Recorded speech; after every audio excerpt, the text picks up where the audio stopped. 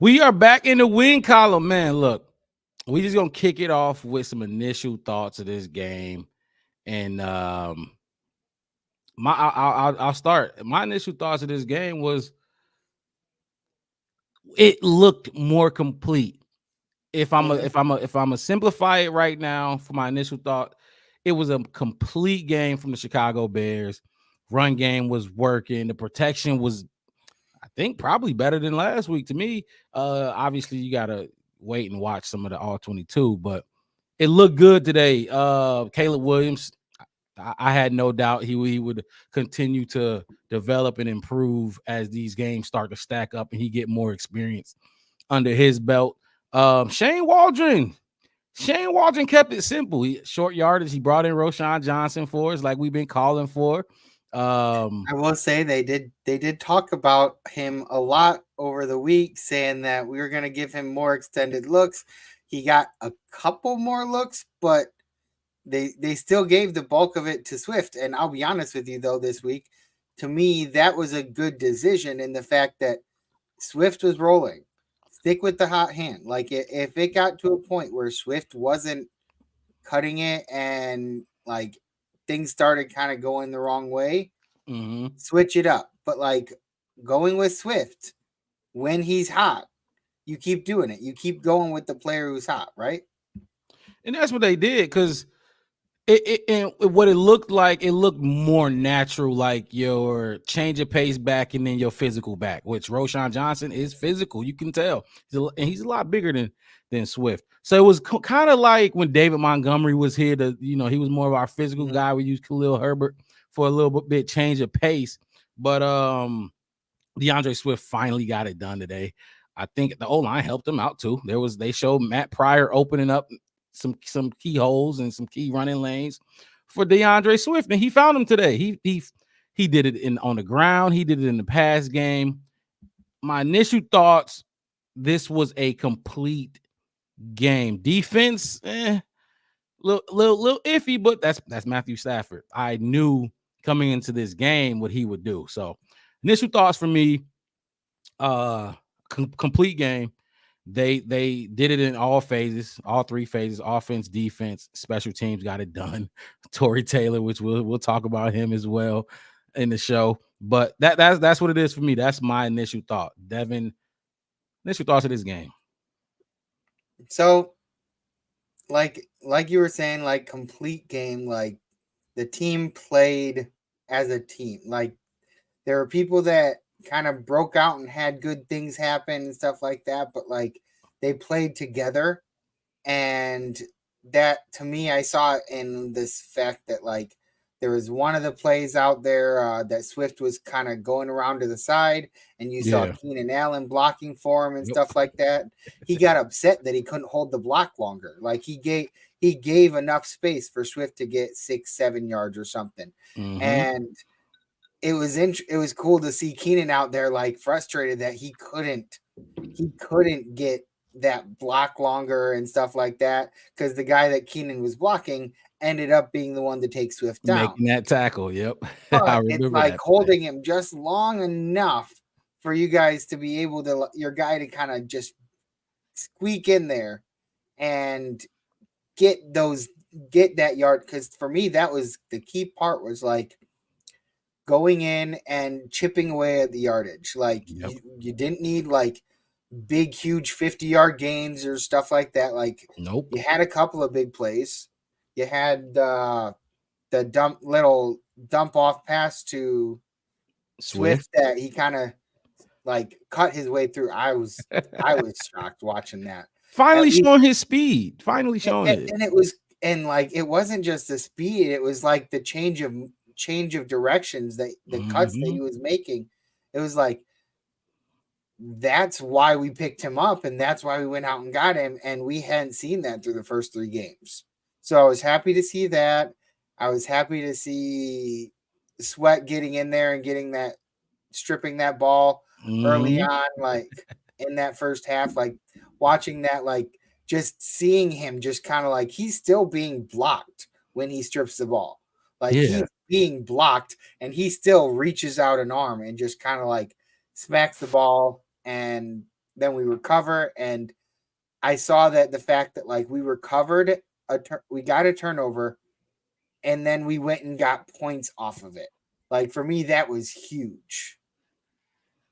The fumble, and who caused that fumble, by the way? Sweat. Who?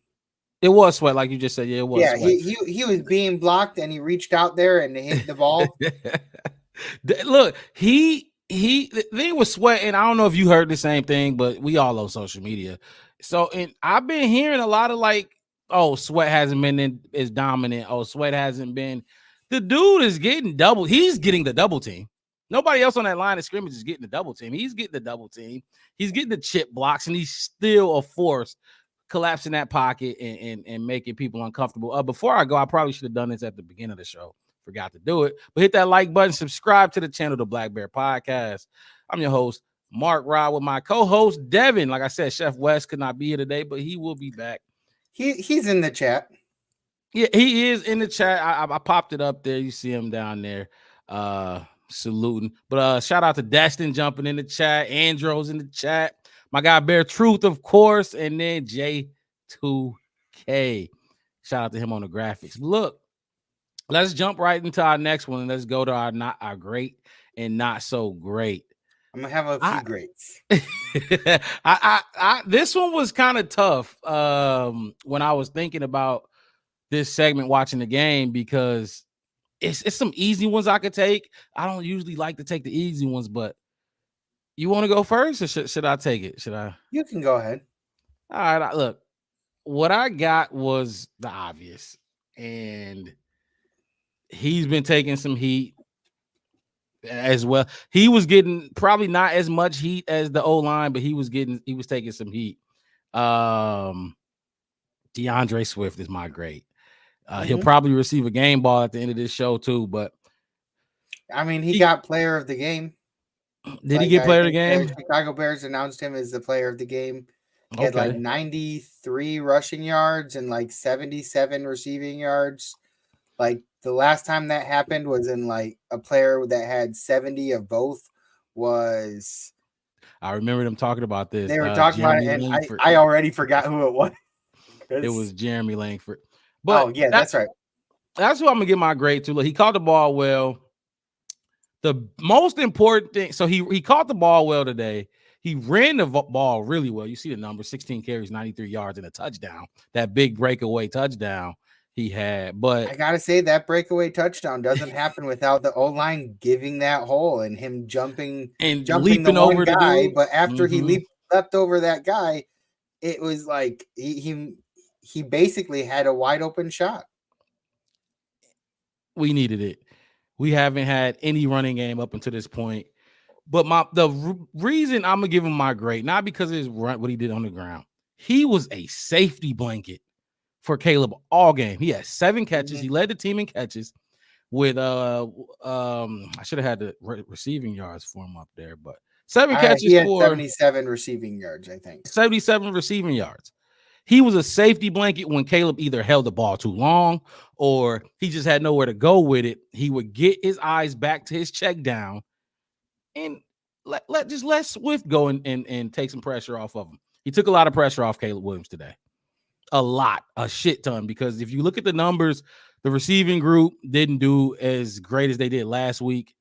Swift did it all for us today. He was a safety blanket. That's my great for today. My guy Destin said kept the Rams from having the last possession. Yep, definitely did. No, he was saying that like if we had gone to Swift on that 4th down, we could have kept him from getting that last possession, but instead we had to punt it away. So they did have. Which play was this? Towards the end of the game, like a minute 10 left or something. Yeah. 4th down and 4th and 3 instead of like they thought we weren't gonna, or no, not 4th and 3, because because I remember them getting the ball back. Never mind that. I was misremembering something because things were not adding up in my head. So yeah, so I was thinking about a different play. He said that last 4th and 3, we should have put Roschon Smith instead, or Rojo. He's talking about Roshan Johnson, not he probably thinking Roquan Smith, but instead of Swift, I agree. Rojo was doing his thing in the short yardage. He was doing his thing today, and I will say though, like I can't fault them for trying to go with the guy who's had the hot hand. 90, Like 93 yards, 96 yards on the ground. that to me was just like, okay. I mean, I can't fault him for that. Like, yes, I probably would have wanted to go with Roshan Johnson, but at the same time, the guy who's been doing it for you all game, give him the opportunity because he's kind of earned it by that point. Now, I think that as a great, DeAndre Swift is the only real person you could choose as your great for today because he played extremely well. And like you said, that safety blanket aspect kind of bailing Caleb out when he had, and there were a few times, even the announcers were talking about it. They were saying like he was looking downfield, nothing there. So he threw it to DeAndre Swift. And that was pivotal for us keeping those drives going. I mean, this guy could have. That guy also really deserves some talking about, of course. I mean, you know me, I've been talking about him since we drafted him. And Iowa. There were a lot of people that were saying we shouldn't have drafted him. We should have done something else. And the way that I was looking at it, like you don't get very many guaranteed starters that can make an impact in the fourth round. Well, it doesn't happen very often, I should say. It's not Ryan Poles. He used words like weapon, game changer, words like that to describe him. Understand that, and now they do. The thing is, he was like you couldn't miss on it because you've seen it so much. You've seen what he could do. It's not like he was gonna get to the league and not do that. You know what I mean? It's like there's really not a whole lot of difference in as far as punting. The only real difference is the guys coming to block you are more athletic than they were in college. And honestly, I feel like the biggest difference Torrey has had to face is the fact that when he punts, the Bears players aren't always getting down there as quickly as maybe some of the Iowa players were, because they had a few. One of them I think was that they used on special teams a lot too was Cooper DeJean, who now plays for the Eagles. If I remember correctly. And he was fast, and he was always getting down there quickly, and downing that ball is a big factor. And that's one of the things that the special teams for the Bears are going to get better on is getting down there, because there were a couple of them that bounced towards the end zone that if we had gotten down there, gotten ourselves into position better, we could have pinned them in the 1 or 2, and it ended up going into the end zone. So it was moving it out 20 yards, and it's like, okay, he still had a phenomenal game. But even besides those ones that bounced in, he had a bunch that he said, fuck it. If y'all not going to be able to get down there, I'm going to backspin it, or I'm going to make it bounce out of bounds. So you won't have to get down there and down it. So I'll do it all myself if I need to. Torrey had a good game. If you want to find a great outside of DeAndre Swift, you could definitely put him there because, dude, Matthew Stafford, as great as he is, it's hard to drive 90 yards. It's hard. You can complete five plays successfully, but guess what? You only got to the 40-yard line with those 5. You know what I mean? It's hard to drive 90 yards. So, not so great moment of the game. I'm gonna go with the defense giving up 94 rushing yards and a touchdown to Kyren Williams. I know Kyren is a dynamic running back, but look, y'all gave up 100 plus to Jonathan Taylor last week too. And in a game where you could have just stuffed the box and made Anthony Richardson beat us last week. We didn't do that. We tried to stop Anthony Richardson last week and let Jonathan Taylor run all over us. And we kind of did that today. Kyren Williams was like I said, 94 yards and a touchdown. That's you can't have that with when we were the number one rushing defense last season. Destin coming in with Caleb Williams passer rate 106. The highest of the season for him so far. His best of the season so far. So, but my not so great is definitely going to that defense. I'm not gonna fault them for what Stafford was able to do to them, because even when we talked about this, Devin, on the schedule release, some people, give the respect to Sean McVay, and rightfully so. But I gave mine to Matthew Stafford because we played a Tampa 2 zone scheme and great quarterbacks, Aaron Rodgers, Matthew Stafford, Patrick Mahomes. The good quarterbacks are gonna dice up the zone. They're gonna dice it up, and he did that today. They were getting behind our linebackers, and he found some holes. But I'm not gonna fault him for that. I will fault you for letting Kyrie Williams go for 94 yards. That's my not so great. What you got? I actually was, for my great, I was kind of thinking of leaning more on like the way that Caleb Williams played. Just because he played within the offense. He didn't try to like do too much. Yep. He had a few overthrows and a few miscommunications. Not entirely sure if that was like on him or on the receiver, but like the one that he threw that rocket right to where DJ should have been if he hadn't slowed down. And it's like, okay. And then there was but like his development that he has been showing has been pretty impressive in my opinion. He's been coming along well. He had his amazing game for yardage last week, and we didn't win. And this week was much lower.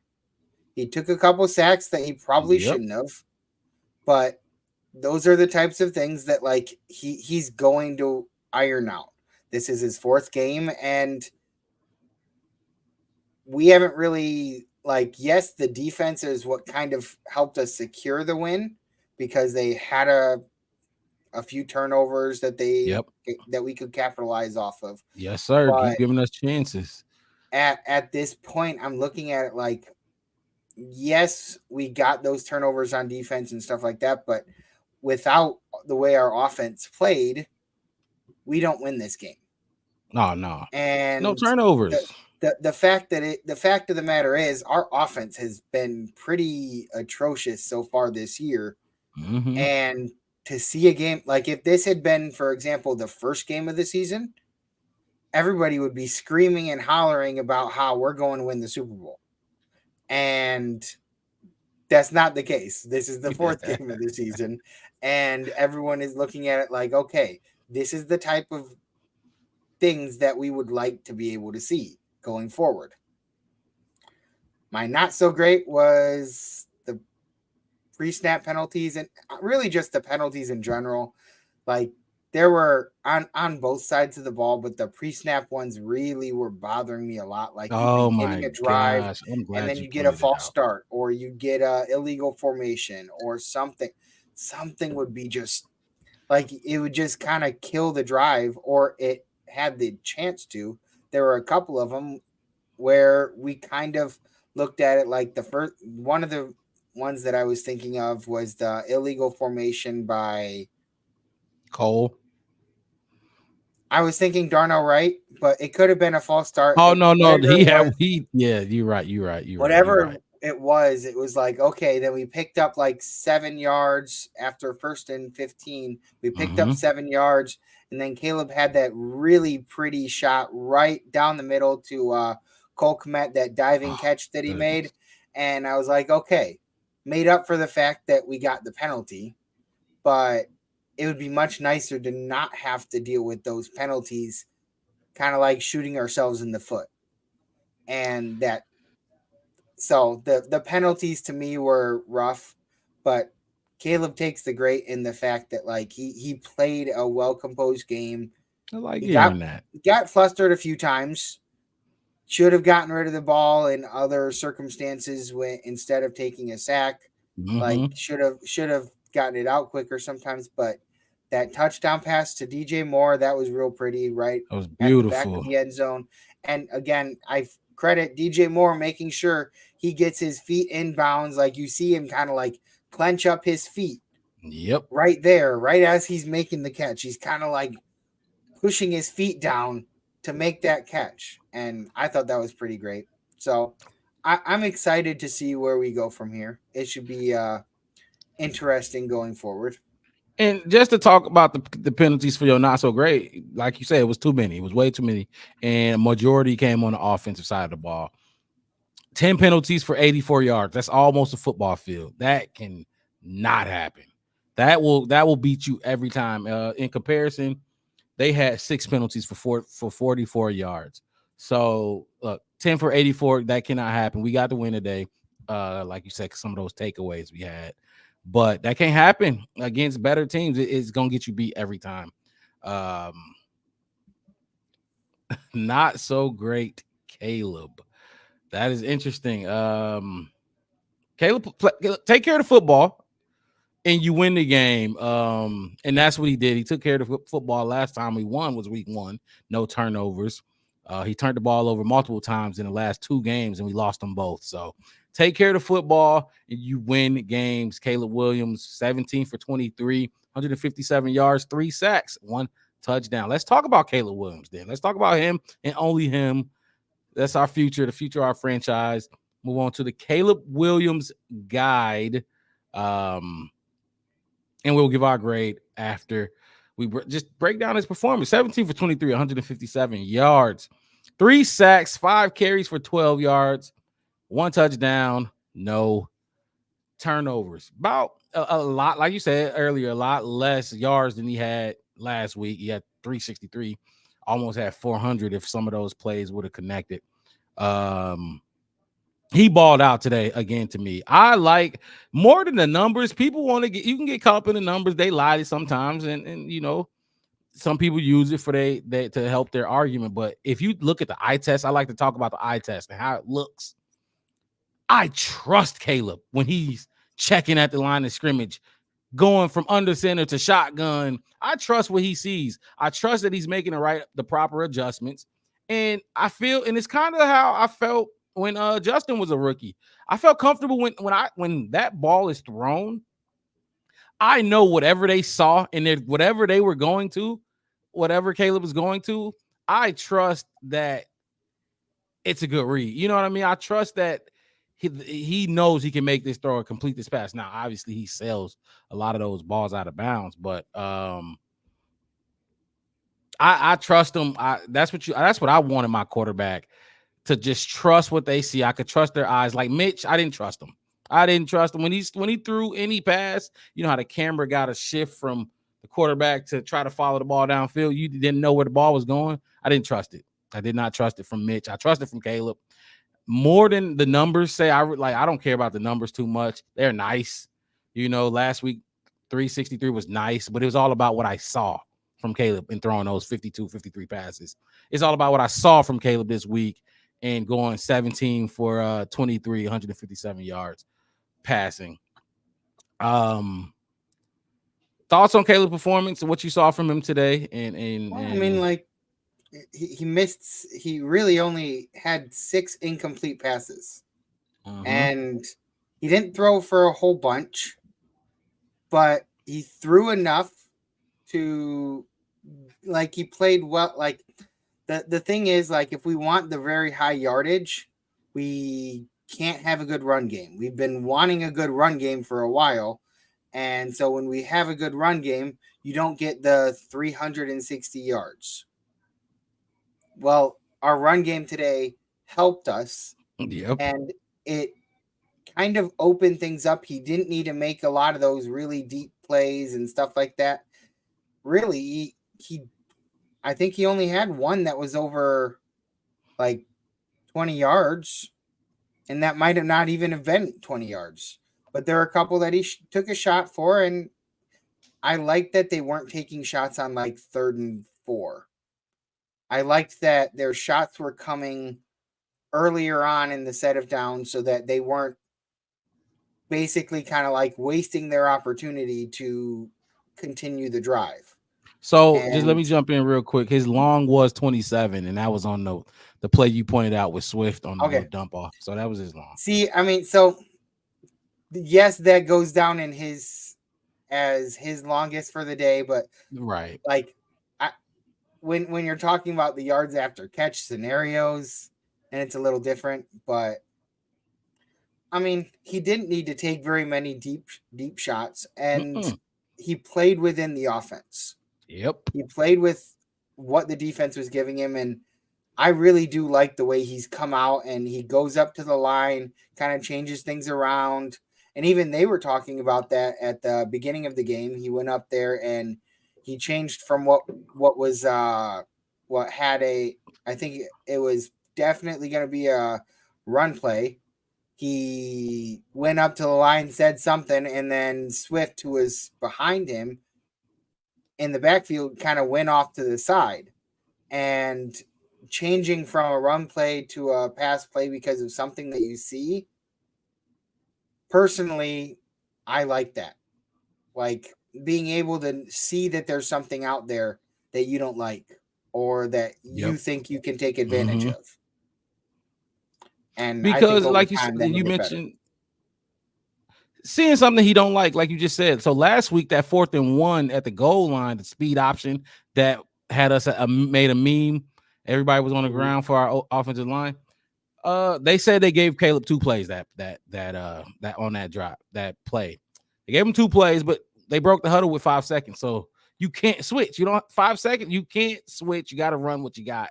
Caleb knew that they didn't like the look. Everybody knew they didn't like the look. Nobody burned a time out there, but that's a different story. But like you said, he sees these things out there, and he's checking out of it if you don't like the lineup, the look that the defense is giving him. So, you want to talk about his grade? You want to give him a grade now? Caleb Williams, what would you give him as a grade? Like I said, 17 for 23, 157 yards, passing, 3 sacks, 5 carries for 12 yards, 1 touchdown, no turnovers on the day. What is your Caleb Williams grade? I'm gonna say a B. B A B B? plus kind of range. Like the sacks kind of rough. There were a couple of them that I'm pretty sure were legitimately his fault because he held the ball too long. I think there was one of them that wasn't his fault because they rushed like 9 people or something. Mm-hmm. And They see the house. And then there wasn't any real anything that you could do about that one. But like there were a couple sacks that didn't get classified as sacks because the defense ended up doing something and it got a penalty 2 times in a row. Oh, Jared Verse. Oh my gosh. Yeah. And so it's like, okay. He needs to be able to get the ball out when he feels that pressure. And even they talked about the fact that, like, I think they talked about it at halftime, that he just didn't look like himself. Mm-hmm. He looked a little like he was hesitating on certain things, but that was the first half. He changed up how he played in the second half, and things got a lot better, and it ended up getting us the win. B, huh? That's what you got a B. B plus kind of range. I mean, I'd like to be able to give an A, but like I don't want to get too inconsistent, like give him an A this time around. Right. And then like next game he throws for like 250. They get a win, no interceptions, 3 touchdowns. He only had the 1 touchdown. Yes, they ran 2 of them. And so you can't really fault him for the fact that they had 2 rushing touchdowns. But it's like, okay, so I don't want to get to a point where like I can't go higher because I've already given him the highest grade, and he's still continuing to develop more and get better. So I kind of want to be a little bit more cautious right now. I agree. Look, I will give him a B as well. I know I saw Destin in the chat give him a B plus. I'll give him a B too, just because like I sent it in the chat when we were watching the game. Him and DJ Moore got to get on the same page. They're not connecting on some of these throws, and that is your highest paid player on the team. So You have to figure that out. There's some things that I can't keep making excuses for, and it just has to get done based on your contract or where you were drafted in a sense. Y'all just you two have to get it done. I can't talk about Roma Dunze's I one mean, catch then they for went. 10 Then yards. then he went and threw a touchdown pass to him, and it did look like a couple times DJ Moore was kind of limping a little bit, Yeah, but he definitely they was. they got it done. He came back out there. He finished the drive and then went into the tent right afterwards. So it's A like, lot of okay, need to a, be worried about that going forward to me. a lot of people ask, like, especially coming into this game, before this game, they're like, what is the Bears' identity? What is our identity? What do we do well? Well, you know what our identity is. It's lining Roma Dunze, DJ Moore, Keenan Allen, and Cole Kmet, line them all up and forcing the defensive coordinator to pick your poison. You double one, I'll go the other way. That's our identity. That's what it is. That's what we did today, That's because what we did they today. were holding because they couldn't guard Oh my each one of gosh. them. They got away with a few too. We got away with some stuff today too. They got away with things as well. But that's our identity though. That's who we are. I get it. The run game struggle, but let's just keep it a buck. Shane Waldron don't want to run the ball for real. He wants to use his weapons on the outside and let Caleb get the ball out to him. That's our identity. That's who we are. I think that part will grow even more. And I think Keenan Allen being here helped a lot too. He Yeah, caught I some feel balls. like it did. He caught some balls. He took some pressure off DJ Moore and Cole Kmet. So I thought that helped too. I'm gonna give him a B, like I said. I just need you on the same page with your wide receivers a little bit more than what y'all have been showing. So I'll give him a B with you. For the Caleb Williams guy, again, I'll pull it back up and we'll just look at his numbers again. 17 for 23, 157, 3 sacks, 5 carries, 12 yards, one touchdown, no turnovers. Let's talk about some top performers then. We'll talk about some top performers, then we'll listen to Coach. I know he spoke already. Caleb spoke already. I know they feeling good after all the pressure they've been under. Because this was a must win, Devin. This was. I don't know how else to put it. I know it's early and anything can happen, but we know how the odds drastically fall for making the playoffs when you start 0-3 and 1-3 in the same sense. But this is a must win. Patrick, he said Rams suck this year. Appreciate you jumping in the chat. I haven't seen you in the chat before, but yes, they do. Yes, they do. And we had to get this win. So because of that reason. Let's talk about some top performers. I'll just pull it up. I don't got the graphic, but we'll talk about the top performers of the game in general. We'll start with the quarterback. Caleb Williams, one of his favorite quarterbacks to watch.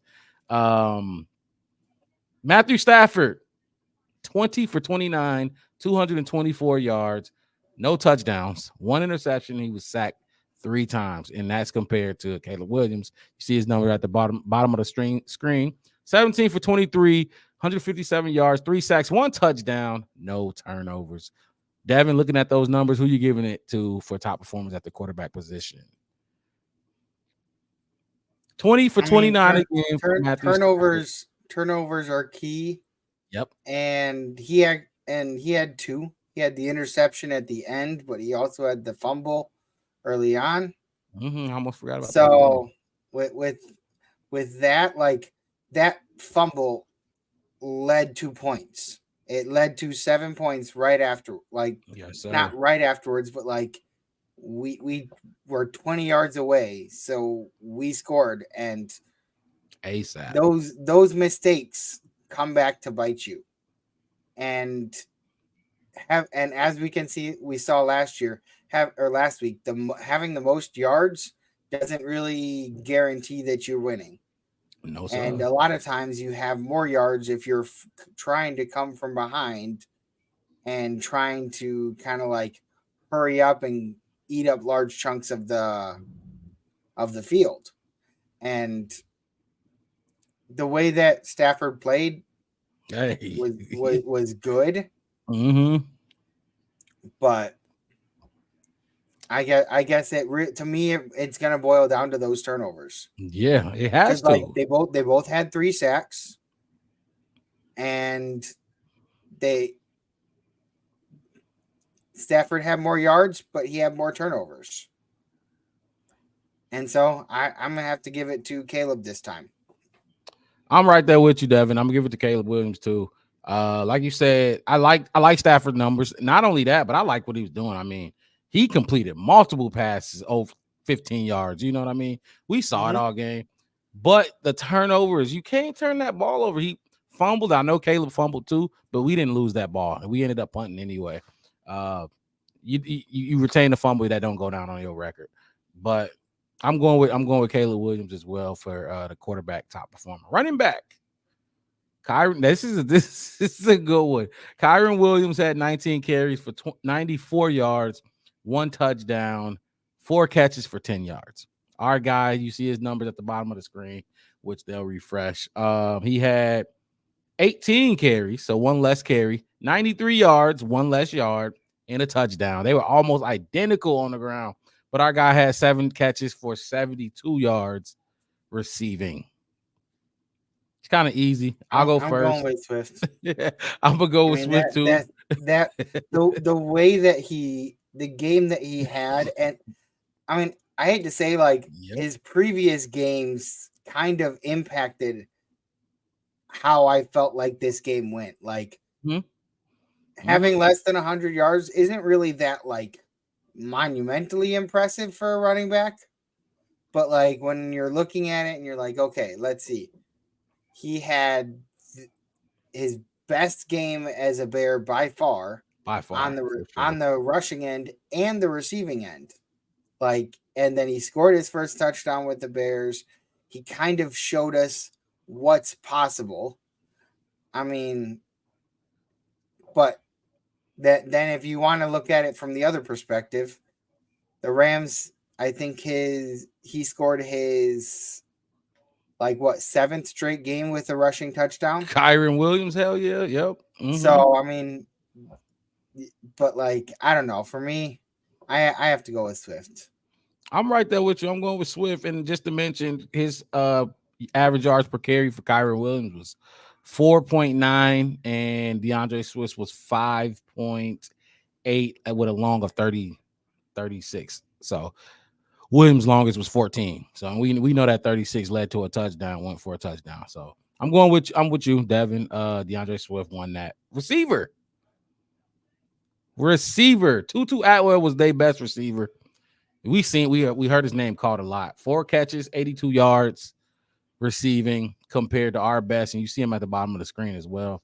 Cole Kmet, 3 catches, 34 yards. DJ Moore, 3 catches, 22 yards and a touchdown. Keenan Allen, 3 catches, 19 yards. Roma Dunze, 1 catch, 10 yards. It was that Personally, type of game. It was that type of game, Devin. the only competition that he had in this conversation Mm-hmm. was um was actually Swift, not any of the receivers. Like Swift was Mm-hmm. the competition. It was so okay. And I and And I, and, I I and could put Swift in it, but I kind of but don't see want to. with Swift though, like if you want to like put his receiving yards in the reason as to why you choose him for say your run the star running back of the game, Right. you can't really use his receiving yards in the wide receiver game. Exactly. That's kind of what So I was thinking.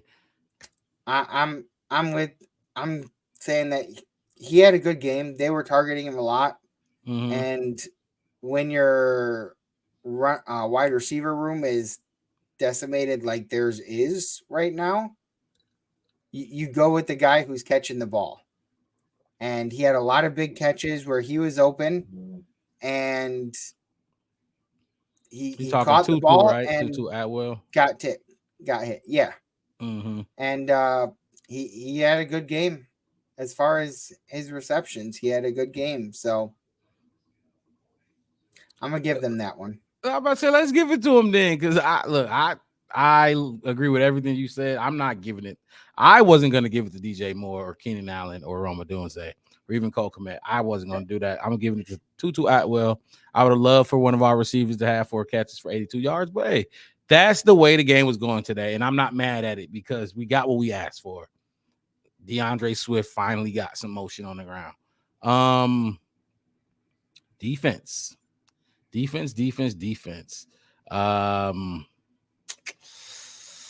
Let's see. We got one takeaway. They got no takeaways, correct? No takeaway. We got 2 takeaways. Yeah, we got 2 takeaways. They got none. Both teams had 3 sacks. I think that the turnovers kind of speak for themselves. We had a lot of times where we tipped the ball to where they couldn't get it, and I will say, we were just talking about the wide receiver. I'm pretty sure that Tutu Atwood was the guy who, like, the ball got tipped towards him, and he wasn't going to be able to reach it, so he jumped up and hit the ball down so that it wouldn't be intercepted or something. Mm-hmm. And that was a great play by him. Like, I got to give credit where credit's due, and that was his high IQ there taking over, and he knew he wouldn't be able to catch it, but if he just pushes the ball just barely out of reach of other players, makes it an incomplete.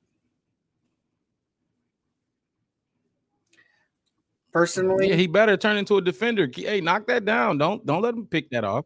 Personally, defense-wise, I'm going to give it to Chicago. They played well. Their defensive line gave pressure, and Trevon Dexter had another sack this game. Mm-hmm. He now has 3 sacks. The only game he didn't get a sack in, and it was very close multiple times, was our last game against the Colts, and he really wanted it. So I was disappointed that he wasn't able to get one last week, but that too many good things that we did. The only thing that our defense couldn't do was really stop their running game, and for some reason we've kind of struggled with that the last few games, and that was our identity as a defense for a while last year.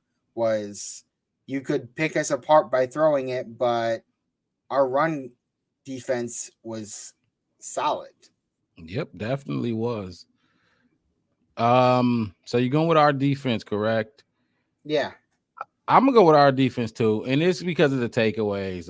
Like I said, I wasn't too happy with the way they played the run game, and I know it's a lot of Bears legends who ain't gonna be too happy with that either.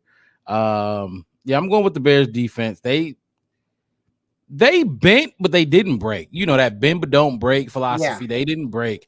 They they gave up 3-4 straight field goals, something like that. They would get in the red zone, and you've seen it. We talked about it earlier. Jaquan Brisker almost had an interception in the red zone.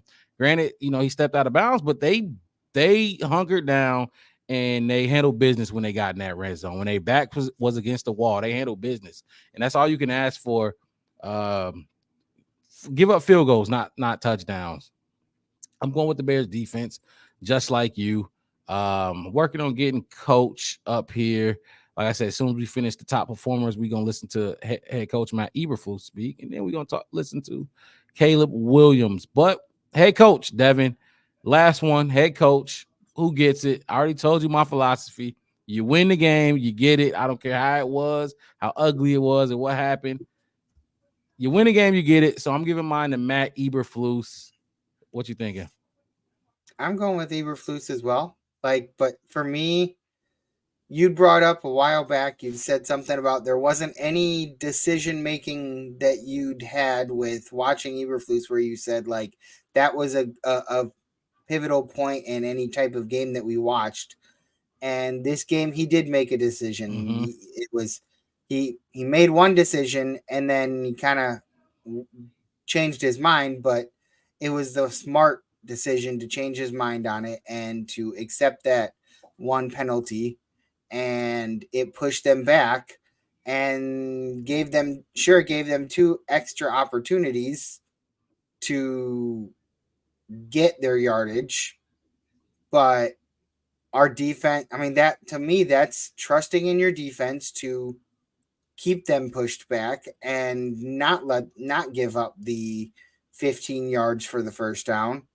And we held them, and then they go out and they kick a field goal, or they attempt to, and it goes far left.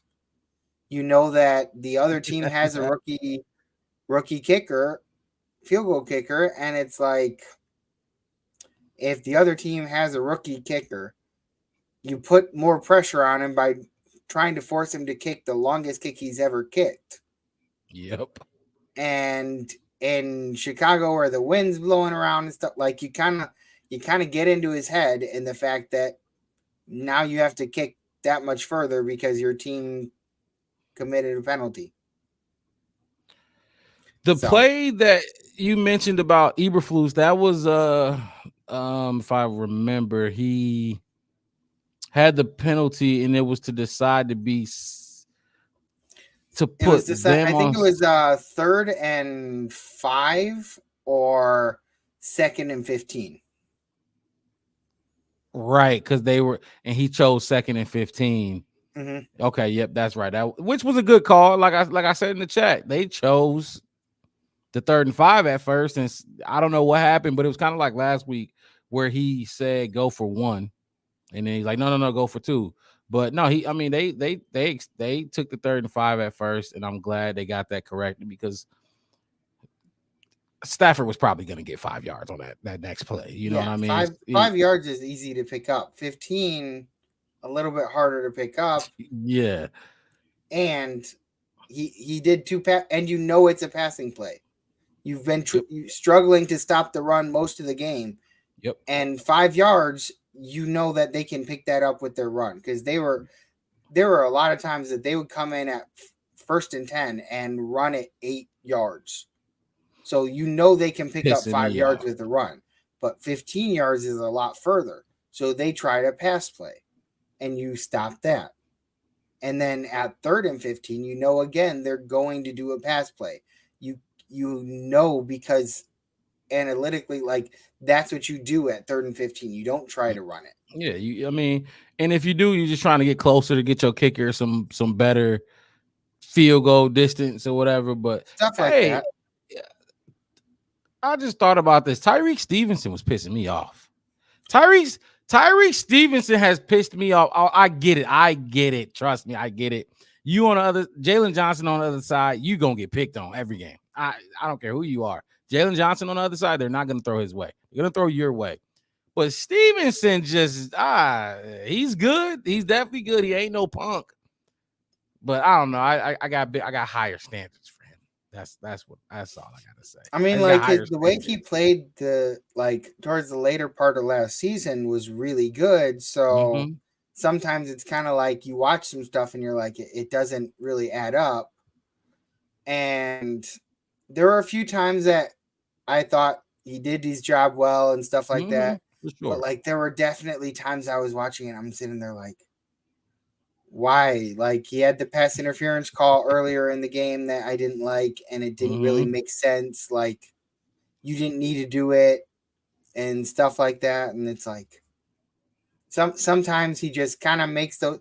He's still in his 2nd year, so who knows? Maybe some of those minor mistakes kind of pop up sometimes, but he needs to kind of shore up those mistakes and make sure that he gets on point. And I got faith. Like I said, I'm not. I love dude. I'm not out on Tyreek at all. But like, I can criticize him. He's doing some things that he got to get better at. But like I said, Matt Eberflus, we got him up to speak at the podium. We'll listen to our starting quarterback as well right after that. But hit that like button, subscribe to the channel, the Black Bear Podcast. I'm your host, Mark Rod, with my guy Devin in the building with me today. Matt Eberflus, here he is. Let's see if I can get this to play. Good afternoon. Good to see everybody. So just got out of the locker room with the players, and I just told them how proud I was of them. Took a big step in that direction this week, improving on offense, defense, and special teams. And you could really see that during the course of the game, the complementary football of us, taking the ball away on defense and then scoring that 7 points down there. That was really huge. And then at the end of the game, you could really feel that all three phases really you defense, offense really does a great job with the clock at the very end. And then we get that interception. Great punt and pin. Punter was great today. Torrey was awesome. Switching the field several times, using him as a weapon. And he was excellent too. And excited for a couple.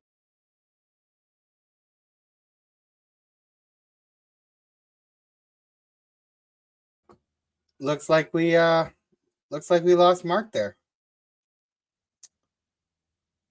So, yeah, I mean, I guess Eberflus was talking there about Torrey, and at a time when we're in a situation where we need to pin them deep, having Torrey there is very, very, very helpful.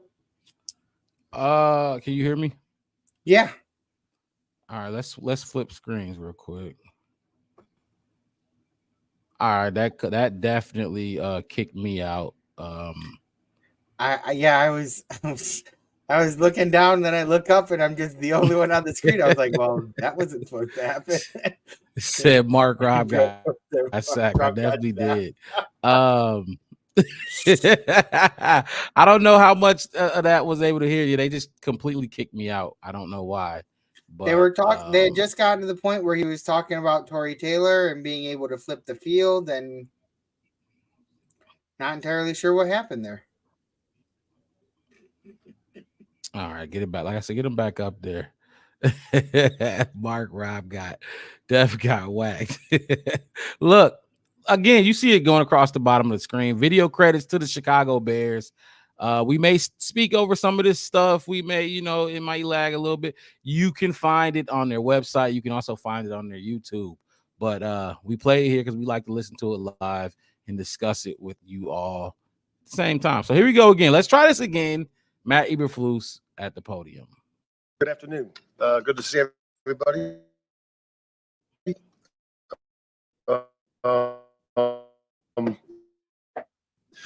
So I just got out of the locker room with the players, and I just told them how playing with the coaches to improve. I thought we took a big step in that direction this week on offense, defense, and special teams, and you could really see that during the course of the game, the complementary football of us, taking the ball away on defense and then scoring that 7 points down there. That was really huge. And then at the end of the game, you could really feel that all three phases really to seal the deal, on the game. So, you get those stops on defense. The offense really does a great job with the clock at the very end. And then we get that interception. Great punt and pin. The punter was great today. Torrey was awesome. Switching the field several times, using him as a weapon. And he was excellent too. And excited for a couple guys. Swift, had a really nice game today. So I was excited for him. He's been working his tail off. He always stays positive. But again, that's not just him, right? That's the offensive line. Working the double teams, making those holes in front of them, and then the perimeter blocking I thought was really good, much improved, from the first couple weeks. Defense was really good in the red area. They did move the ball some on us, and the guys rose up.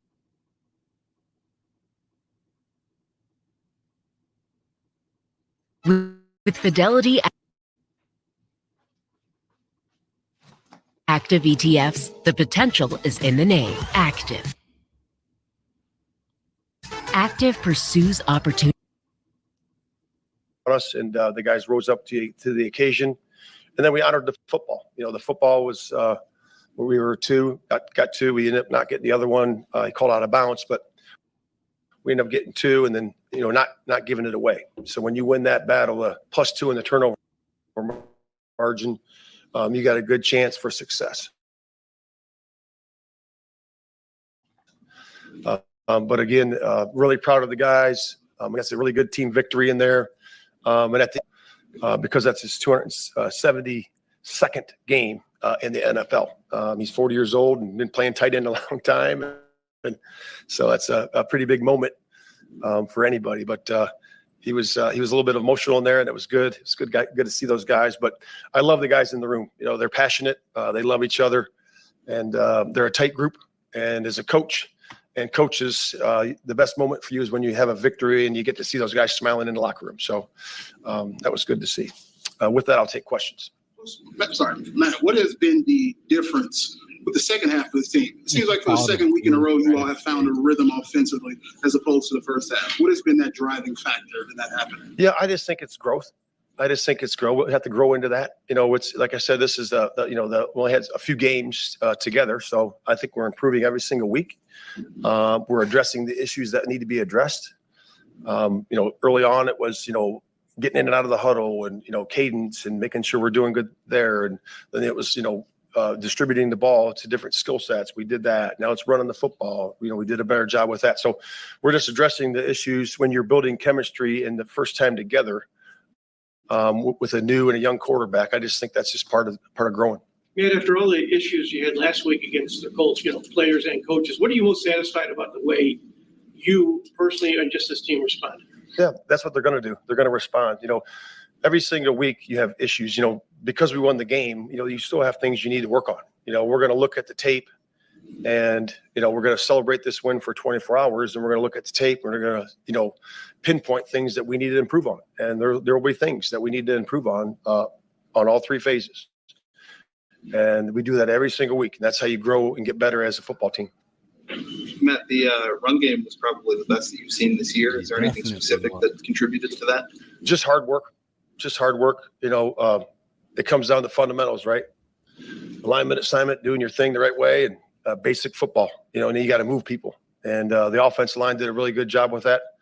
Today, I thought the runners did a really good job with their demeanor in terms of their pad level and knocking the pile forward.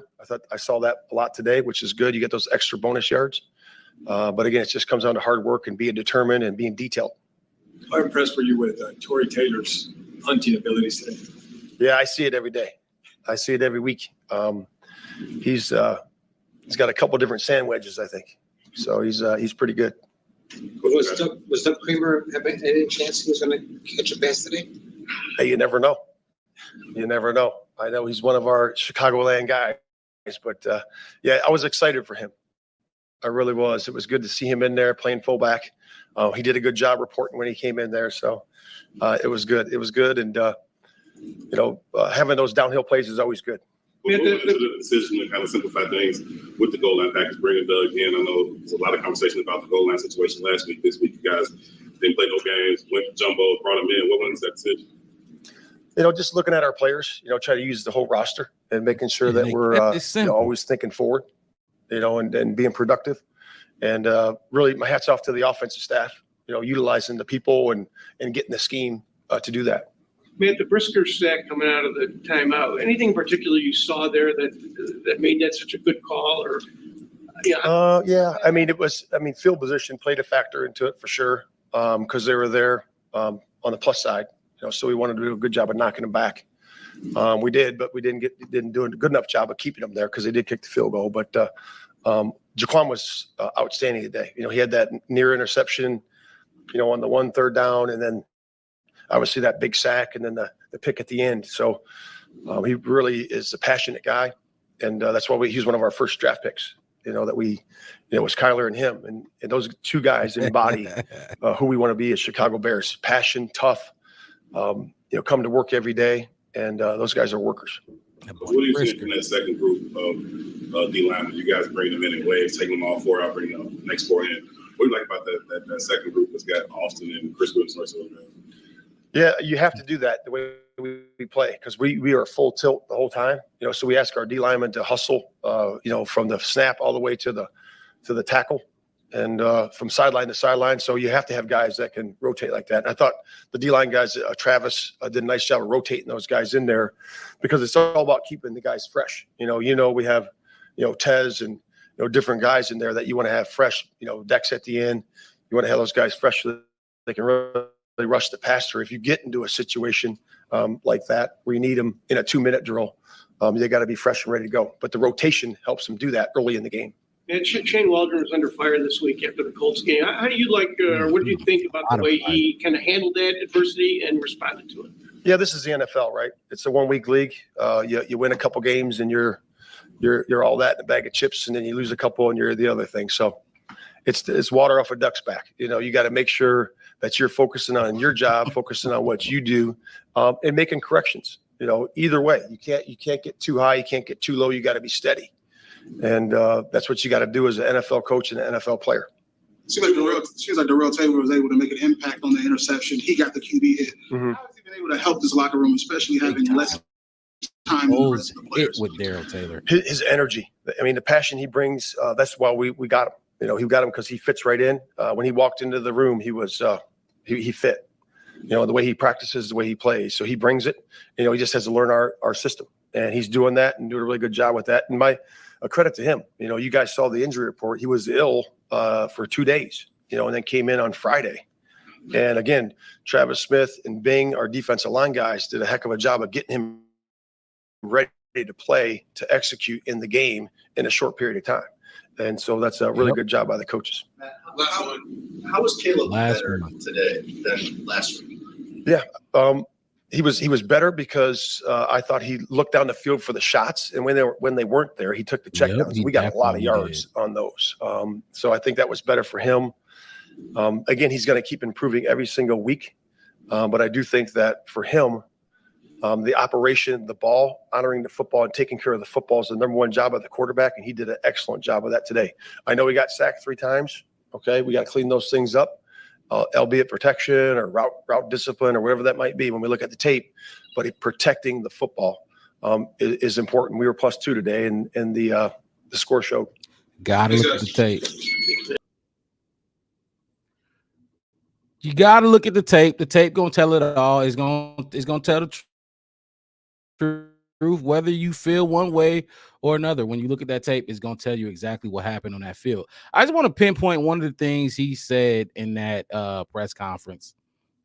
I'm probably going to start lagging in a second. Can you hear me, Devin? You are lagging a little bit.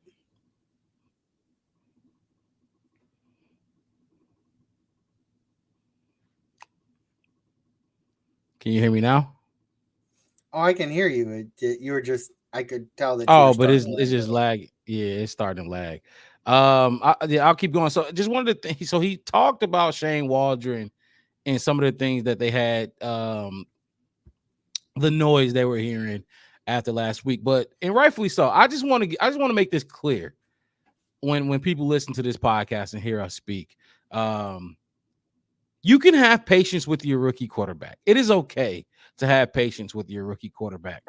You do not, though, in turn, have to have patience with your offensive coordinator and your head coach. I just want to put that out there and make that very, very clear. Yes, Caleb has his own path and judgment that comes with his path that he's trying to walk, but Shane Waldron and head coach Matt Eberflus, we do not have to be patient with them. This is his third year on the job for us, fourth year on the job for us, third year. Shane Waldron obviously was with coordinator for Seahawks for 3 years before coming here. We do not have to have patience with them. Yes, we can demand competence from the jump. Now, Caleb, that's a different story. He's a rookie. Obviously, he has to take his lumps. But those guys, if you listen to this podcast and we come at Flus, because a couple of us did not want Flus this year, and we have our thoughts on Shane Waldron, because honestly, I think Shane Waldron is Getsy. They're the same person right now. Waldron played, he had a better game plan today, but we don't have to be patient with them is what I'm trying to get across. You know what I'm saying, Devin? Mm-hmm. You don't got to be patient with the coaches. I mean, they've been in the league for a while. It's not like this is their first year in the league. Like this is something that they've been doing for a while. This is their job. Mm-hmm. And I don't know how many people heard, but per a lot of sources, a lot of Bears beat reporters, you can find this all over the place. Earlier in the week, Matt Eberflus met with Shane Waldron at 6:30 a.m. to go over plays from that Colts game that were not acceptable. That just should not happen. You know what I mean? Now, maybe they were just watching film, and this is the time they do it at 6:30 in the morning. You know what I mean? That could be the case. But there was a report out there, and it was reported by multiple reporters. You can find it on look up a Bears beat reporter. I'm sure they talked about it. He called him in his office at 6:30 a.m. earlier in the week to talk about what went down because the speed option play that we saw last week couldn't happen. That can't happen anymore. Devin, you sent some posts to the chat, and I probably should have put it up on the screen. Some tweets out there. Shane Waldron's taking acceptance. If you listened to his press conference last week, he's taking some accountability for how he's been, drawing these game plans up. You know what I mean? So all that to say, we do not have to be patient with them. We can scrutinize them.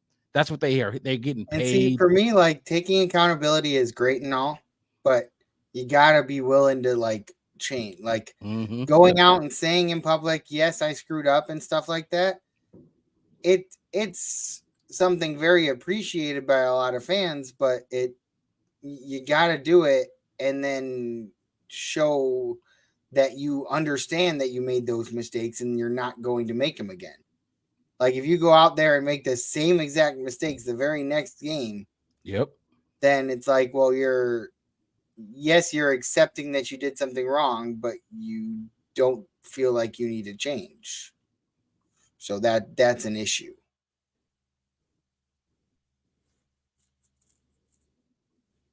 And I got Caleb Williams coming up.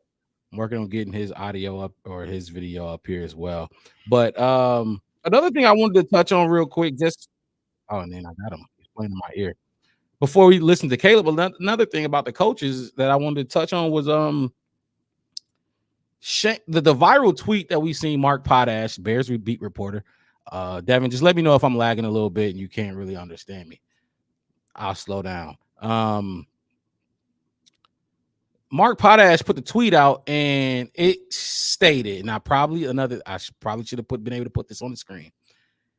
The Chicago Bears interviewed about 6 to 8 offensive coordinator candidates last offseason, this past offseason. Our offensive coordinator, there's 6 of them out of the 8 that got hired. Out of the 6, ours is at the bottom in passing yards. I can pull it up. I should have had it on the screen, but he's at the bottom in passing yards, offensive ranking, rushing yards rank. He's at the bottom in all of these categories. And it just makes you wonder. Here it is. He's 31st in points, 30th in yards, and 32nd in yards per play. That's offense. That's any play. That's just yards per play. He's at the bottom. There's 6 other guys ahead of him.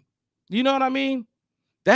And we interviewed each and every one of those guys. One of those guys is coaching Jaden Daniels, who got like a insanely high completion percentage. Now, Jaden Daniels he don't got what Caleb has on his plate.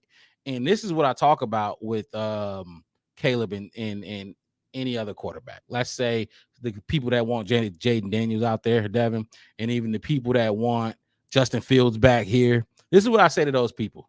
Jaden Daniels, Justin Fields, they're good quarterbacks. I always said Justin was a starter. Jaden was the Heisman winner after Caleb. He'll be successful. But guess what? The Chicago Bears organization need these players to put on capes. They need them put on capes. You can't just be good. You know what I mean? If you're going to be quarterback for the Bears, you have to be able to be Superman in some situations. Justin and Jaden, they're in good situations right now. The Bears ain't a good situation all the time. And we're not a good situation right now. Let's just call it what it is. We need you to be able to put on a cape. Jaden is good, but he couldn't put on a cape. Justin is good, but he could not put on a cape. Caleb can put on a cape. He can put that cape on and be what we need him to be. That being said, like I said, Shane Waldron is at the bottom. All the 6 coaches, offensive coordinators that we interviewed, we could have brought them in. Cliff Kingsbury, he's Jaden Daniels' offensive coordinator. That was Caleb's coach in college. Jaden Daniels is playing pretty good. Look, Shane Waldron bounced back today big time, and I loved what I saw from him. I know, Devin, we talked about earlier, he did have some, but it was a start. He was accountable, and he made a change. Like you said, Devin, it's one thing to be accountable, but are you going to change it? You know what I mean? Mm-hmm. He changed it. If you got thoughts on that, you can speak on that. Otherwise, I will pull up Caleb Williams right now. No, that was about it. Like having Shane go out, and he apparently met with all the offensive captains of the team, Mercedes Lewis, Cole Kmet, Caleb. I forgot to mention and that. just having that discussion. Apparently, he was.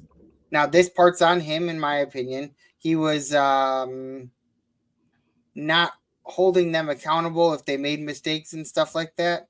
I don't know, like what the deal was, but like he wasn't being a coach, I guess, because that's what coaches do.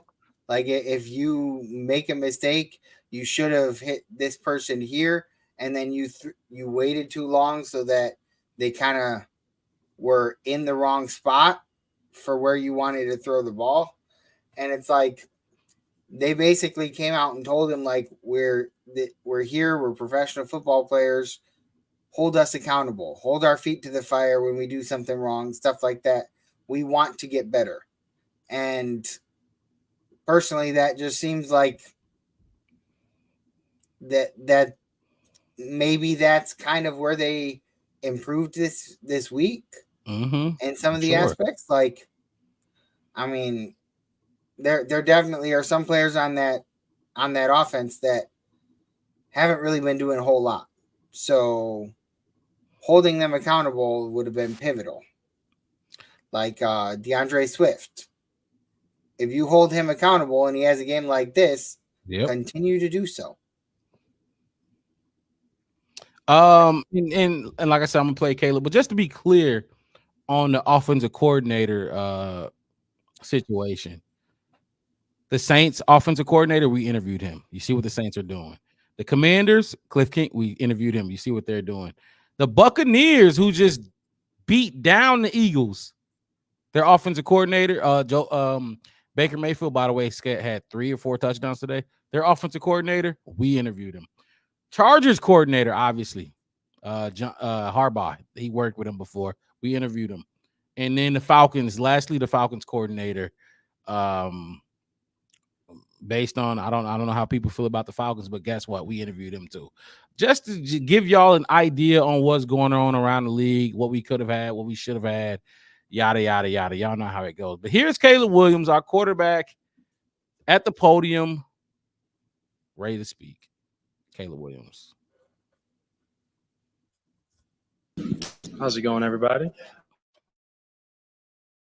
Caleb, this seems to be the second week in a row that the offense seemed to find its rhythm, specifically in the second half. Yep. What's been the difference in the first half versus the second half for you all? Yeah, I think us doing a good job in communicating when we get into the locker room. I think this first half we had a bit more penalties than we wanted to. The main thing and was the penalty. First half, second half, putting ourselves in advantageous positions in the second half, and things like that with the sticks and staying ahead of the sticks, and then compared to first half with the with the flags or with us with negative plays, we didn't do as well compared to the second half, and it shows. I think our work throughout this past week was different than our other weeks before, and I think that goes to our leadership, that goes to our communication, what I've talked about multiple times. I think the growth is there. I think the leadership and the vets that we have around to be able to help lead and get to positions where we want to be, which is obviously on Sundays, winning games. So super excited, super proud of the guys. We're coming out to win. Caleb, was this a better game for you in terms of decision making than last week? My name is Darren Tommaso. I'm a Nike NYC trainer, and I'm wearing Nike Zoom TR1. It's versatile enough to wear before I work out. I would say so. Obviously, you don't have 2 turnovers. That's the most important thing. When you have a defense like us, you got a punter and a kicker that we have. You not turn the ball over, it goes a long way. You're going to win a lot of games. Handling myself appropriately last week, understanding ways that I need to get better, and obviously the steady growth throughout the season is extremely important for myself, but also for the team. Not turn the ball over, decision making and things like that.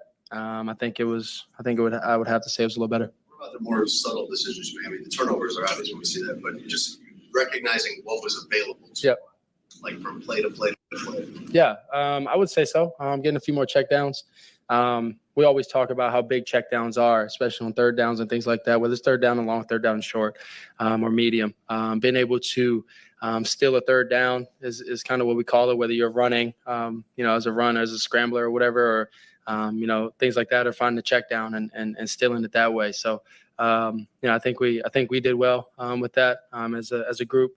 C2 split 2 when you catch it, and the guys did a great job. We heard a lot about the conversations you guys had with Shane this week. Yep.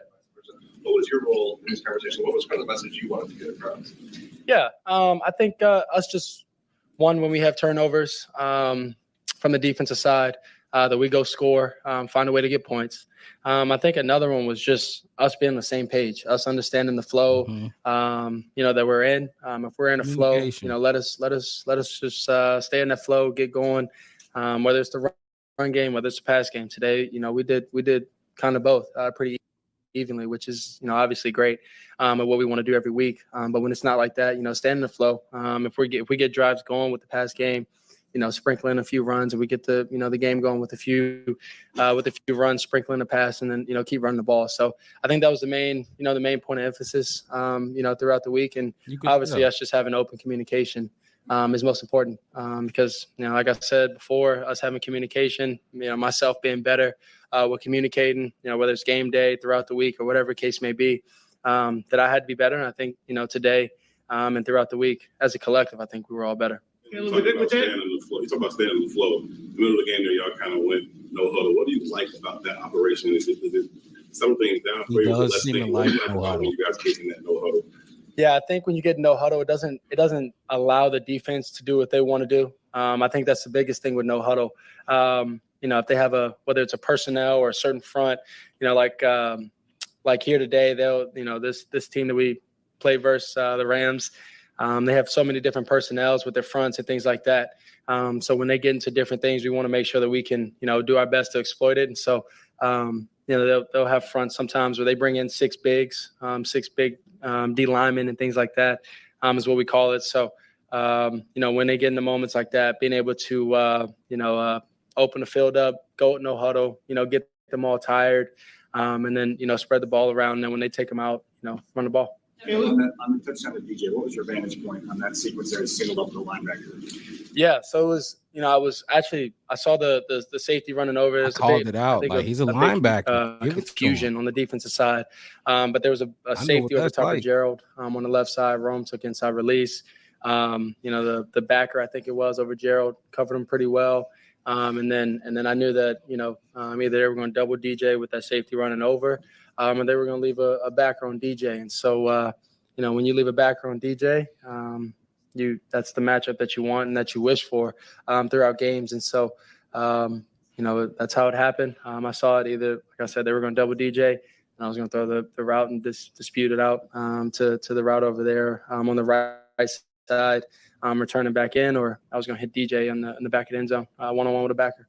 Your numbers reflect better under pressure and against the blitz. Do you feel more comfortable in what you were seeing out there today? Yeah, I think overall, I'm getting more comfortable. I've said this recently that I was about 2 or 3 months, have been a year out of football, which is crazy to think about.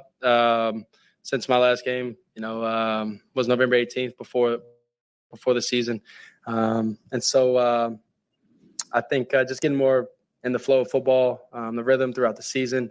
And that's why they got to play in preseason. He just said it. That's why they have to play in preseason. Throughout the week, I think is kind of what I'm feeling. And then, us just building, us communicating, like I said before, building on the things whether it was good or bad. I think we're doing that well. Early in the fourth quarter, the second and 10 pass to Komet, what led up to pulling the trigger on that for you? Yeah, so we had a quick play action fake right there.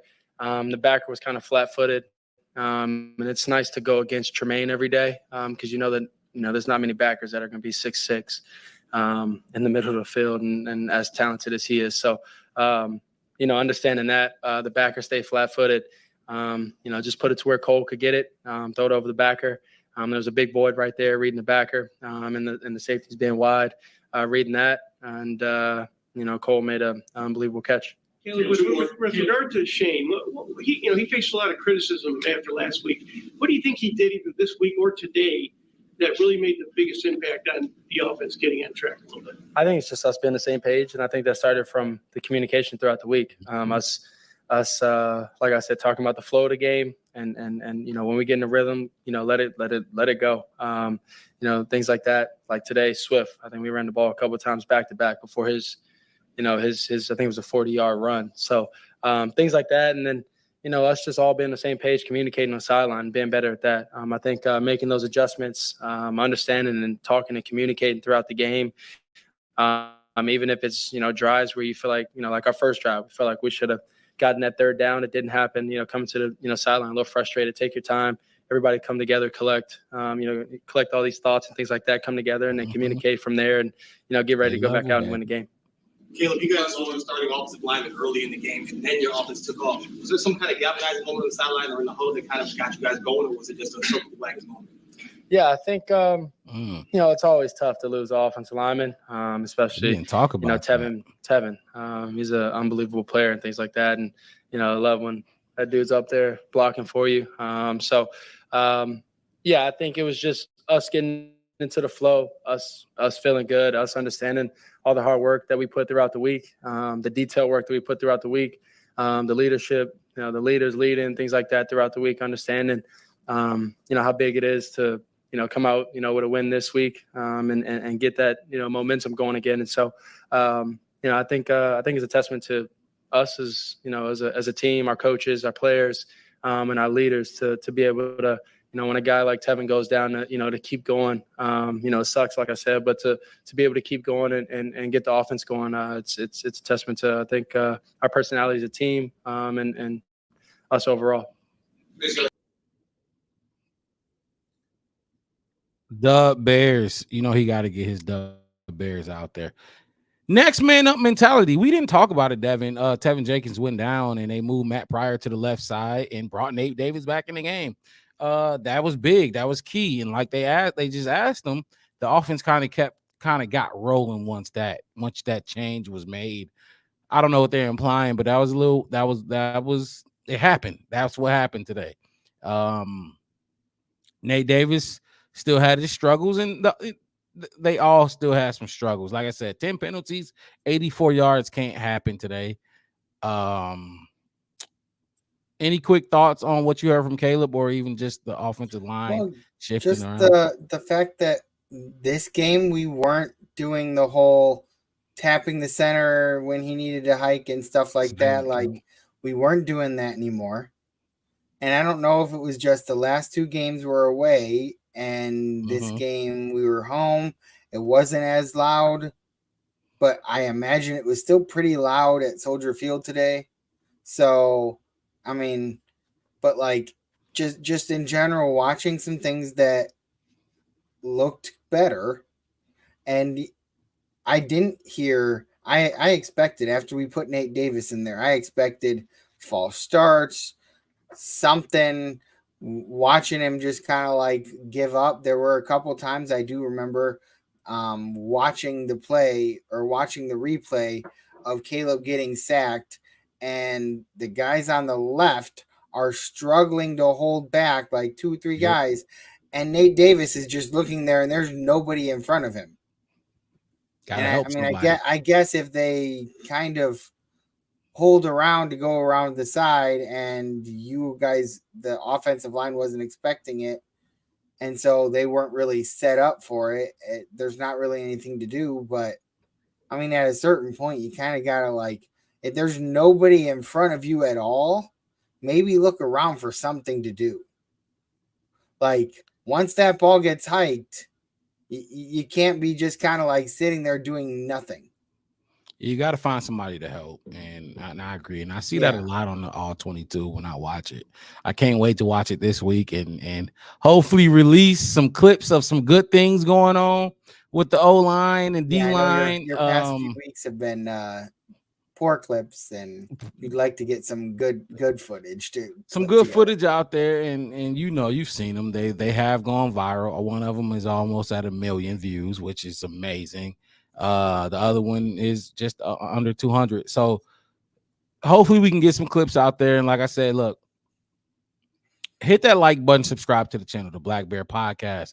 One word, no spaces. Look, we do this every week. We love talking Chicago Bears football in any way, shape, or form that we can. So just jump in the chat and come in here and talk football, Chicago Bears football with us every weekend. Saturday shows, Sunday post-game shows as well. You ready to give out some game balls? Let's give some dudes some credit for the performance we saw today. Excuse me. We love to see us F up LMAO. Look, Bears fans love to see bad performance for some reason, but it's not just Bears fans. It's a lot of outside teams who is looking at this and they're like, whoa, our O-line isn't that bad. Let me share this and let me talk about this or whatever. But yeah, so let's give out some game balls then. I'm gonna let you go first. You give out the first game ball. It could be offense or defense. If you got multiple, give out multiple. I have a offense one that is gonna be kind of like odd, but I'm gonna give one to Cole Kmet. The way that he was like helping out with the run blocking this game, like he was taking out dudes at the hip and stuff like that. Just like he's not an offensive lineman. He's big enough to kind of cause some trouble, but like he was doing, there were some plays that I was watching where he was doing just enough to make sure that guy can't get to Swift, and Swift after Swift gets past him, he has the speed to outrun them. But like just seeing that type of stuff, personally, I thought it was pretty fun to see. So my game ball for the offense will go to Cole Kmet there. You got multiple game balls. If you got multiple, I'll go and give one out because I think I got multiple too, and then I'll let you go again. You got more than one? Mm-hmm. Okay, now so I'll give one out. Welcome back. He's back. He's back. Put in Bajent. Should have been this team, but anyway, should have beaten this team by 10 or more. My game ball, my first one, I'll give it to. I'm gonna take it. I don't know if you had him, but I'm gonna give it to DeAndre Swift. I got to take the easy ones. He gets it. He had probably 50% of our yards today, if not 40. He played well. Like I said, everything I look at with this team right now is the quarterback, because when he is good, some of the guys we see on this team ain't gonna be here, and you can guarantee Caleb will be here for the next at least 5 years. So when I look at this team, I look at the quarterback. I want to see everything. Are you helping the quarterback? Are you giving Caleb more chances, more bites at the apple like the defense is doing? But I'm gonna give it to, like I said, my first one, I'm gonna give it to DeAndre Swift. The numbers speak for themselves. You see it at the bottom of the screen. He had 16 carries for 93 yards, a touchdown. He also had 7 catches for 72 yards receiving. Safety blanket. That's what I'm giving my game ball to. That's my first one. Devin, who you got next? I'm gonna go with Jaquan Brisker. He was all over the place. He got burned a couple times there on the defense, but he had the interception. He had a really nice sack that he went untouched to Matthew Stafford. Like nobody picked him up. They didn't even know that Matthew Stafford was on the ground until they kind of like turned around and saw that Brisker had just shot straight there, and like his offensive line was thinking, "Oh, like what? Why is the play being blown dead? Like, Right. oh shit, he's on the ground. Like, when did that happen?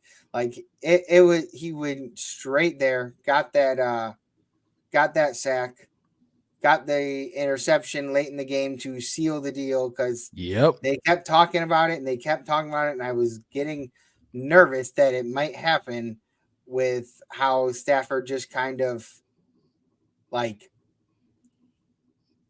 has this ability to come back, and I was really nervous that it was going to happen. And then when we got that interception, that was enough.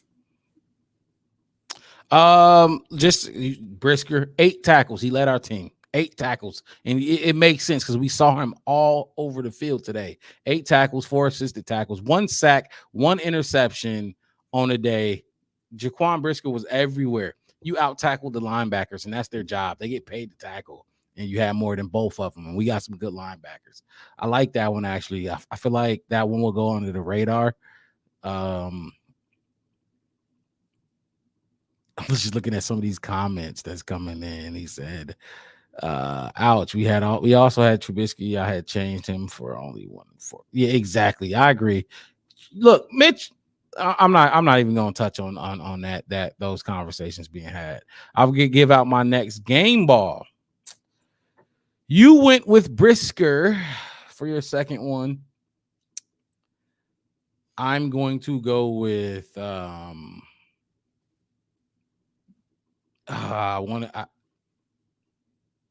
got to do it. I got to do it. I got to be unapologetic about it. Caleb Williams gets my other game ball. No turnovers. Take care of the football. Get your team a win. You're a rookie quarterback. I don't care what nobody say. He's a number 1 overall pick. Yes, he should play like it. Yes. Plug and play starter. Yes. But guess what?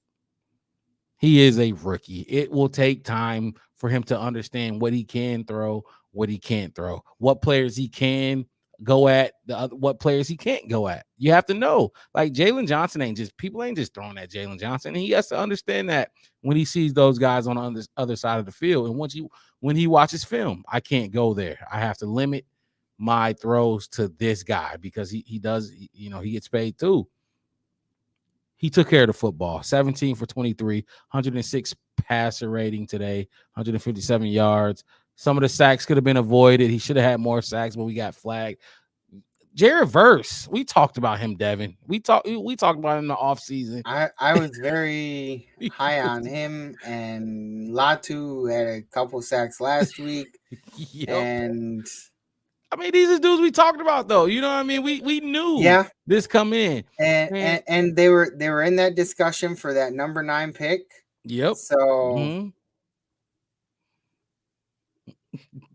yeah, this dude is crazy. But yeah, I'm going Caleb Williams. He does get a game ball. Look, to me, we go as far as Caleb Williams go. I don't care how good the defense is or how good, because first of all, we're not getting the benefit from our coaching. We don't have that advantage. They were better today, yes.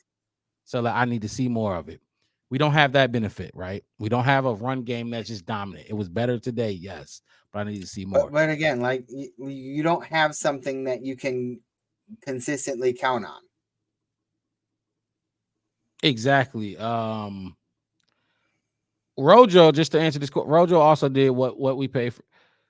Rojo was a 4th round pick for us last year, so he's a rookie with this team. But just to keep touching on Caleb, look, he is not in. We talked about the situation. Always the best situation for a rookie, this and that and the third. Yes, he has weapons out on the outside, but in terms of organization, decision making, franchise makeup, and build, there are better situations. And I'm gonna just be 100 about it.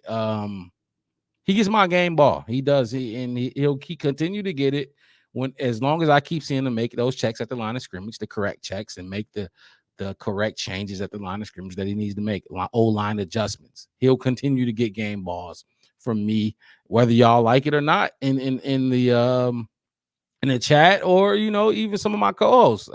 He'll continue to get the game ball from me as long as he looks competent, because I know what incompetence looks like. That's my last game ball. I don't got no more to give out. I mean, I got one to give out, but it's kind of like honorable mention, a given. Like Tory Taylor, like TT. I mean, without him, we don't like our defense has a much harder task for sure. This game that was pretty impressive, and like honorable mention for JJ because, like Ari said in the comments, there is they weren't throwing to him, but there were a couple of plays where he didn't necessarily get the full tackle, but he stopped them on big plays that could have been more and could have gotten that first down.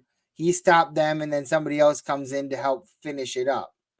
And as a team, you legitimately just say, like, the defense to me works really great as a team. Yes. Like, that's how you have to play defense because everybody nowadays, everybody is so big and so strong. It's a lot harder to do single tackles. Like, especially for these, like, defensive backs, like cornerbacks and, like, safeties. They're more designed for, like, speed to keep up with the wide receivers and stuff. And so it's harder for them to take down a running back or something like that. There were a couple plays. The one where they tried to do that shift, the pull to the right side, and Jalen just got on the outside of the, like, shift and slowed them down enough where, like, he couldn't continue going that direction, and then everybody else just kind of pile drive them down. So that was good. But honorable mention enough because you didn't hear about him a whole lot because they weren't throwing to him. Yep. And when you did hear about him, it was him making a tackle because on a rush, and you don't usually see that very often out of him. But him coming up and making those hits, and very easy to see with his orange sleeves. One of those he wrapped up I think it was the running back, and then Brisker came in and ran through him. I just want to say, bare truth, yeah, he did say Brisker. That was Devin's first game ball. He gave it to Brisker. We talked about his number, the 8 tackles leading the team, the takeaway, and the sack that he had today. He was all over the field, and we've been waiting for Brisker to show his, it's like he walk around with a sledgehammer, the way he hits, the way he plays the game. So, yeah, we definitely gave Brisker his flowers too. With that being said, the game balls is the last segment we have.